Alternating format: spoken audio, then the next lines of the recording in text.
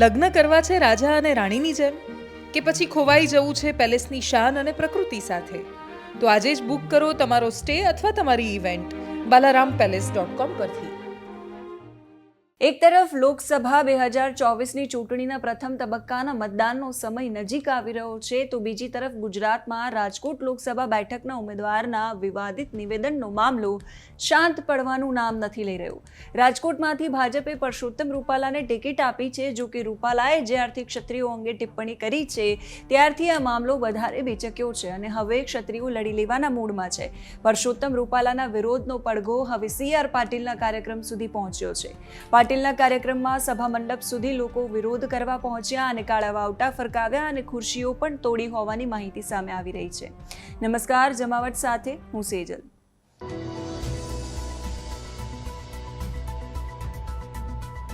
દેવભૂમિ દ્વારકા જિલ્લાના મુખ્ય મથક ખંભાળિયા ખાતે જિલ્લા ભાજપ કાર્યાલયમાં શ્રી દ્વારકેશ કમલમનો લોકાર્પણ કાર્યક્રમ ભવ્ય રીતે યોજવામાં આવ્યો, જેમાં પ્રદેશ ભાજપ પ્રમુખ CR પાટીલ, સાંસદ પૂનમબેન માડમ, કેબિનેટ મંત્રી મોડુ બેરા, પ્રદેશ મહામંત્રી રત્નાકરજી, રજની પટેલ, કુંવરજી બાવળિયા, RC ફળદુ, હકુબા જાડેજા સહિતના નેતાઓ અને આગેવાનો ઉપસ્થિત હતા. જ્યાં ઓચિંતા ક્ષત્રિય સમાજના કાર્યકરોએ ધસી આવી રૂપાલા હાય હાયના નારા લગાવ્યા, સાથે રૂપાલાની ટિકિટ રદ કરોના પણ નારા લગાવ્યા.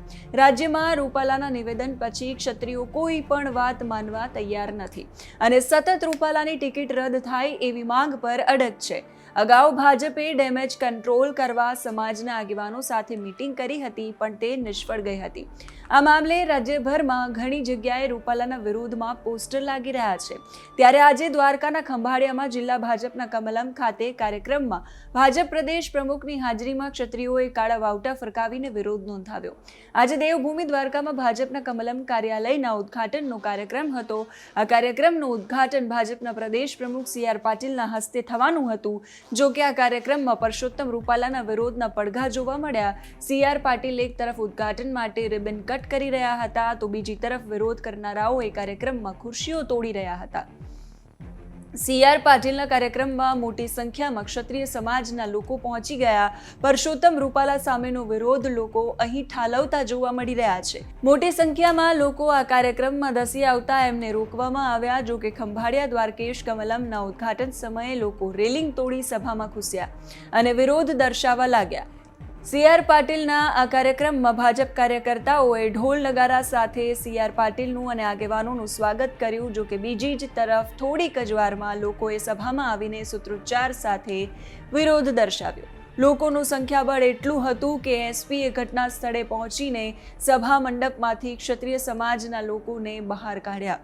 પરસોત્તમ રૂપાલાને બદલવાની આગ ક્ષત્રિયાણીઓના જોહરથી લઈને હવે ભાજપના કમલમ સુધી પહોંચી છે. રાજકોટથી ભાજપ પરસોત્તમ રૂપાલાને બદલવાના જરાય મૂડમાં નથી, તો સામે ક્ષત્રિયો પણ પોતાની માંગ પર અડગ છે.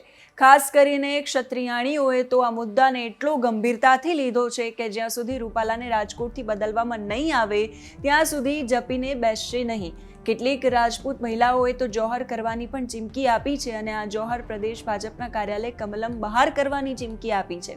જે 7 રાજપૂત મહિલાઓએ જોહરની ચીમકી આપી છે એમાં પ્રજ્ઞાબા ઝાલા, ગીતાબા પરમાર, અસ્મિતાબા પરમાર, રાજેશ્વરીબા ગોહિલ, ચેતનાબા જાડેજા, જયશ્રીબા જાડેજા અને જાગુબા રાઠોડનો સમાવેશ થાય છે. પોલીસે 5 ક્ષત્રિયાણીઓને આજે નજરકેદ કરી છે. કોઈને પણ બહાર ન જવા દેવા સૂચના અપાઈ છે. જોહરને લઈને પોલીસની ટીમ સ્થળ પર પહોંચી છે અને ફરજમાં ગોઠવાઈ છે. રાજકોટમાં ક્ષત્રિયોની બેઠક આજે મળવાની છે. શું નિર્ણય આવશે એ ખૂબ મહત્વપૂર્ણ રહેશે.